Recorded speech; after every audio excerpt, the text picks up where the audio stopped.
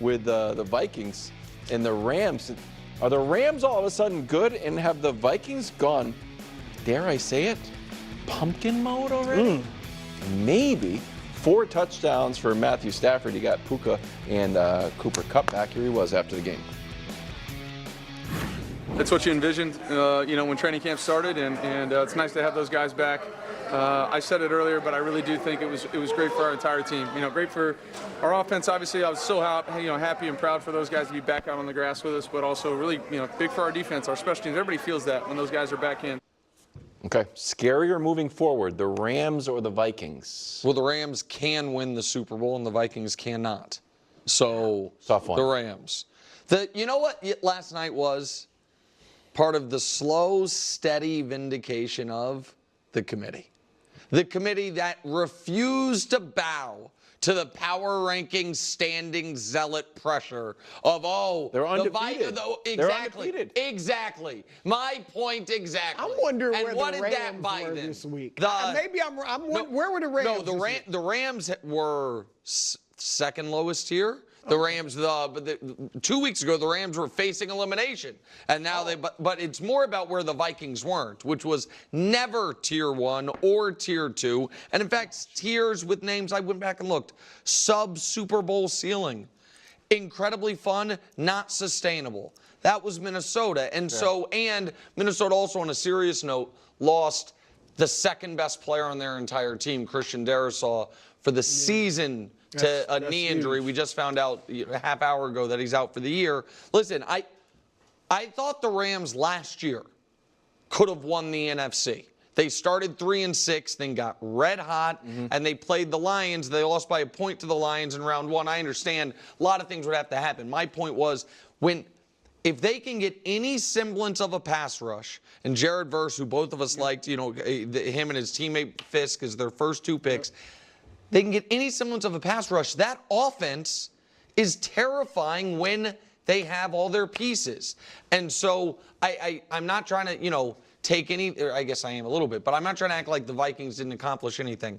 But the Vikings also could, in 48 hours, be in last place in their division. It comes at you fast in the NFC North. And so am I certain the Vikings are making the playoffs? I'm not. Yeah. And I'm not certain the Rams are either, to be clear, but they have an easier path to winning that division. The division's wide open, and I think they're a scary team, bro. Well, first thing, let me say this. I mean, a lot of times when a quarterback loses his stars, people say he's no good if he doesn't produce with them. And last night kind of showed that. Matthew Stafford, without his 2 Avengers, beat Brock Purdy and the Niners. In 6 games, had 3 touchdowns and 4 interceptions. Yeah. But it's a season. 3 touchdowns, 4 interceptions. Last night he gets his guys back and looks great, 4 touchdowns, 1 pick. So he had more touchdowns in 1 game than he had in the previous 6. So I'm with Nick in that it's the Rams. That offense, as he said, is scary. They put 30 points on what had been looking like one of the better defenses in the NFL. And they're just a totally different team with Cooper Kupp and Puka Nacua. And Williams was running the ball pretty well anyway, but it just opens everything up for him. And so last night you saw a team that had been averaging, the Rams, 19 points a game, one of the lowest in the league. And then they just put 30 on the Vikings. Yeah. And so that's one reason they're more dangerous. Also, it seems like, we'll watch it, but have people figured out this vaunted Brian Flores defense that we all were raving about? You got a graphic about it? Yeah, so here's the graphic. First 5 games felt good. And the last 2 games, you go up against Ben Johnson and Sean McVay. Also, this is not on the graphic, but even the back half of that Packers I was about to say, the second half. What's going on? So I don't know if it's figured out or what, but yeah, there's a ceiling. If the defense is not going to be amazing, you're going to get – and Sam Darnold played okay. Sam Darnold played fine. He wasn't the problem yesterday. But here's the thing. Darnold is fine, and he's obviously been putting up some good numbers. But look at the quarterbacks in the NFC. Dak. I'm just throwing the playoff teams out there. Dak, Jalen Hurts, the 2 rookies, Daniels and Caleb, Brock Purdy, Stafford, all the ones in his division, Goff. Jordan Love. Like, who are you taking him over? Just when you look at these teams, you're going to say the other team has an advantage at quarterback. For all of them. And if they figured out the defense, and then, like Nick said, just the division of Vikings, there's a very good chance they don't make the playoffs. Yeah, and a very good chance. Just quickly for the Rams, next 5. Seattle, huge game to lead the division.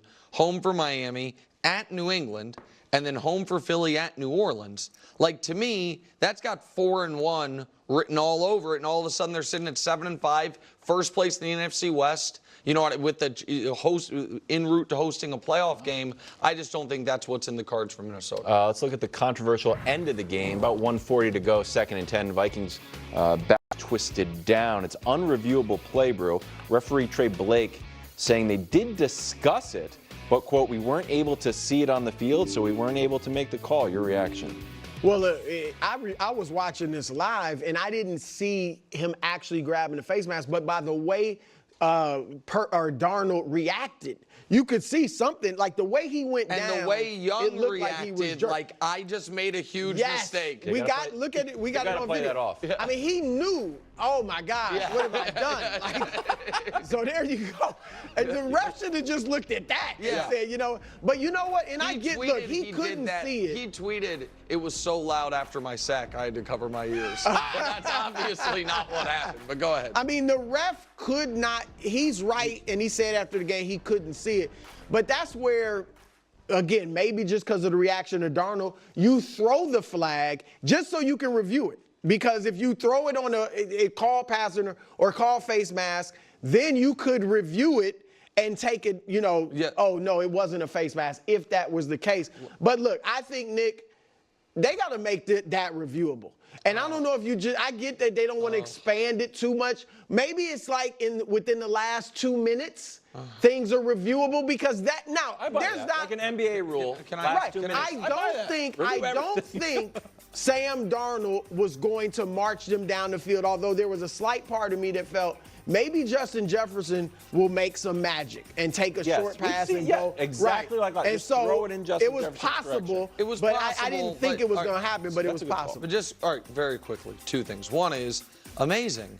Another game with some shaky officiating at the end that didn't involve the Chiefs. But we're talking about it because it's a standalone island game. Just like the last time the Vikings were in one of these Vikings-Jets, everyone hated the officials. It's not some league-wide conspiracy. Refs just missed calls. But where's the camera? Right here? Do not add anything to the purview of instant replay. Because what you guys are arguing for is to add uncalled penalties, which makes every single game controversial.